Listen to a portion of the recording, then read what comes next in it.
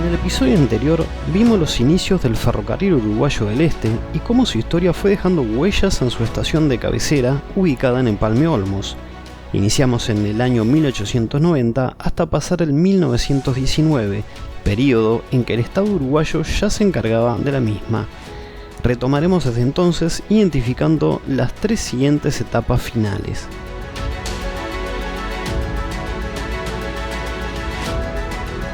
Hasta 1949, el Estado contaba con la Lineal Este y otras pocas líneas secundarias, mientras que el resto de la red principal del país estaba aún en manos de empresas inglesas, mayormente controladas por el Central Uruguay Railway. Pero en 1949, el Estado absorbe a las demás líneas privadas, pasando a controlar toda la red ferroviaria del país, incluyendo el acceso a Montevideo y el importante taller de Peñarol.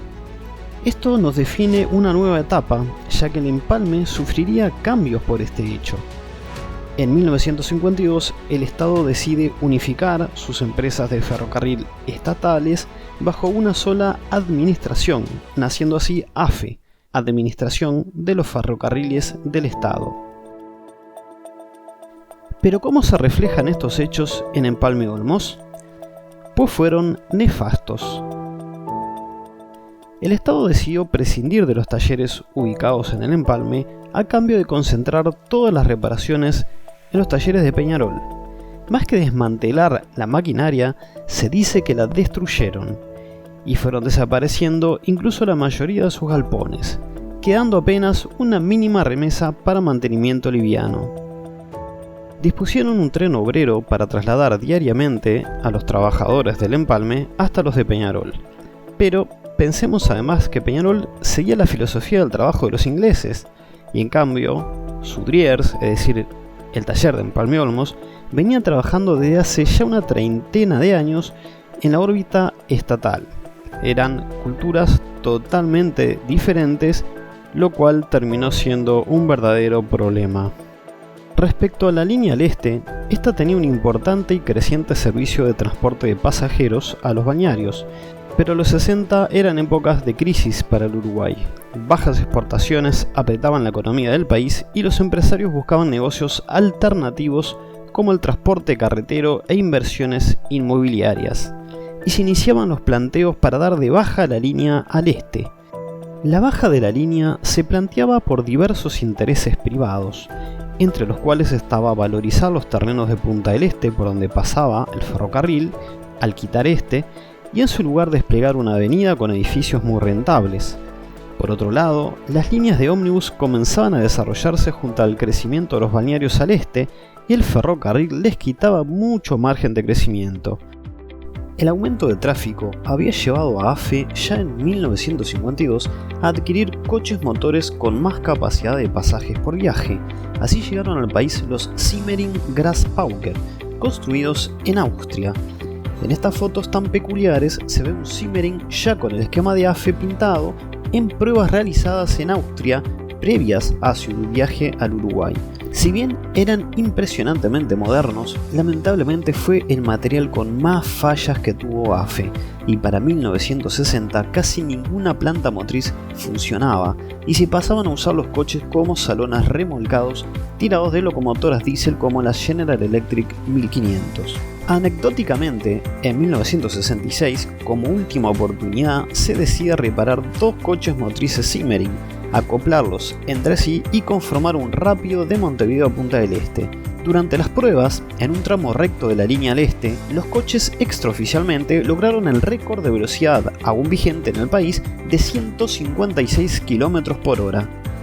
Corrieron una temporada a Punta del Este, pero las fallas mecánicas prosiguieron y fueron finalmente retirados. Peculiarmente, en 1968 se trae a modo de prueba por 6 meses un coche Fiat Materfer 7131 de Argentina. Estos implicaron que para hacer lugar en la remesa central se enviaran 6 coches Simmering a los galpones que aún quedaban en Sudriers, donde pasarían allí varios años abandonados, tema que varios lugareños recordarán, como bien nos escribió alguno en los comentarios. El coche Fiat contaba con una sola unidad motriz más un salón a remolque. Estuvo dando servicios por todo el país, incluyendo en la línea del Este en un servicio rápido Montevideo-Punta del Este. Y aquí el tema. Las pruebas fueron un rotundo éxito en todos sus aspectos. Sin la falla de los Simmering, los Fiat Materfer 7131 resultaban ideales para AFE. En ese mismo año se adquirieron salones remolcados Fiat Materfer, pero nunca los coches motores. La crisis del 60 trajo muchos problemas al país, y las malas decisiones gubernamentales desembocarían en la siguiente etapa de nuestra historia, pasando al golpe de estado militar de 1973. Este duraría hasta el año 1985.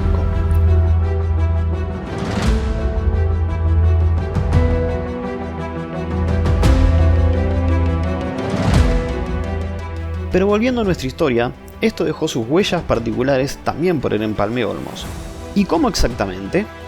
En los primeros años, los militares quisieron justificar su accionar y como herramienta de publicidad echaron mano al ferrocarril, por lo que en 1974 comenzaron un gran plan de recuperación de material rodante, no faltando continuas exposiciones a la población de dichos trabajos.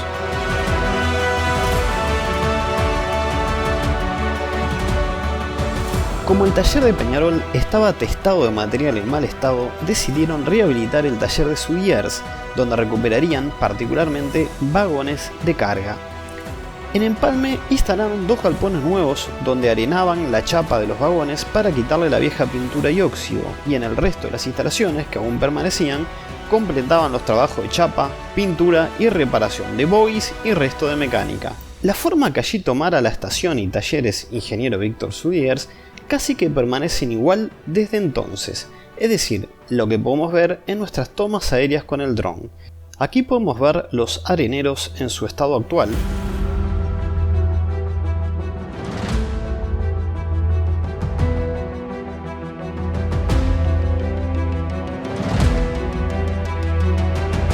Para funcionar el taller hizo falta 2 elementos destacados más. Por un lado, una locomotora de maniobras pequeña que se destinara 100% al taller. Para ello, dado el mal estado de las maniobreras diésel, se recuperó una vaporera que operó allí entre los años 1976 y el 1995 cuando se averió. Era la clase B1 número 15 que podemos ver en esta foto. Otro elemento requerido por el taller fue una grúa. Aquí vemos fotos de la utilizada cuando operaba en esas fechas y una toma aérea de su estado actual. Era la GM número 1 que fuese inicialmente del CUR, y la misma se la vio operando en el taller hasta el reciente año 2007.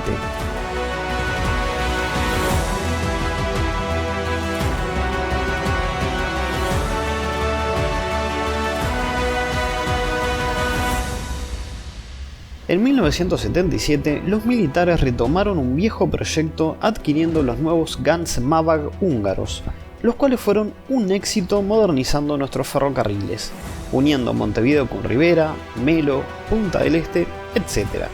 Respecto a la línea al este, los Ganz Mabag realizaban 6 viajes diarios de ida y otros 6 de vuelta entre Montevideo y Punta del Este, siendo muy cómodos y en especial rentables. Particularmente en 1978 se cumple el récord nacional de más pasajes vendidos en la historia de nuestro ferrocarril.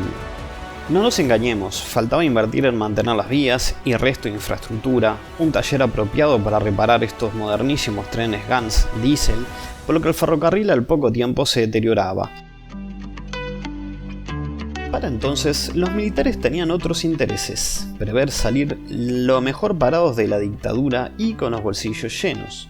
Los militares subsidiaban y prestaban dinero a las crecientes empresas de ómnibus que viajaban especialmente al este del país, por lo que el exitoso ferrocarril al este era claramente una gran competencia que deseaban aniquilar, y tenían el poder para ello, al ser algo estatal, y así lo hicieron. Para 1982 se cambiaba el llamativo esquema azul naranja a un verde oscuro, cual si se tratase de un camuflaje militar para llevar nuestros ferrocarriles al olvido. Se insistió en desmantelar la línea Punta del Este, que se les dificultó, aunque quitaron los Ganz Mabag, que apenas tenían 5 años de llegados, enviando lo peor, antieconómico y más lento que tuvieron a mano para desalentar el uso de la línea al este. Así, el viaje a Punta del Este pasaba de durar 2,5 horas a más de 4 horas. En 1985 se retoma la democracia, pero las políticas no cambiaron, apoyando el privado transporte carretero y el inmobiliario.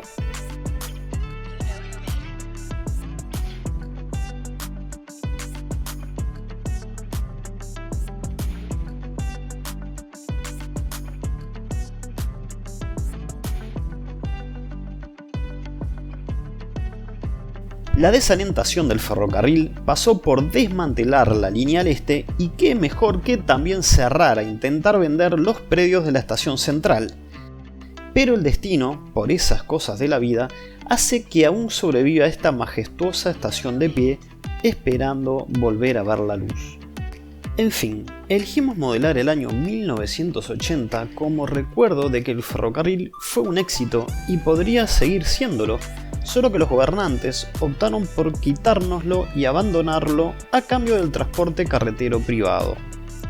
Pero por el año 2013, una nueva ley permite la participación de privados en nuestro ferrocarril de Uruguay, y las cosas vienen cambiando. La renovación de la línea Montevideo-Paso de los Toros por participación privada trae otros aires, aunque este se mantiene bajo el dominio estatal, un esquema que se viene aplicando en el resto del mundo y funciona. Pero cuidado, como bien se dice, no recordar nuestra historia implica volver a repetir los mismos errores del pasado.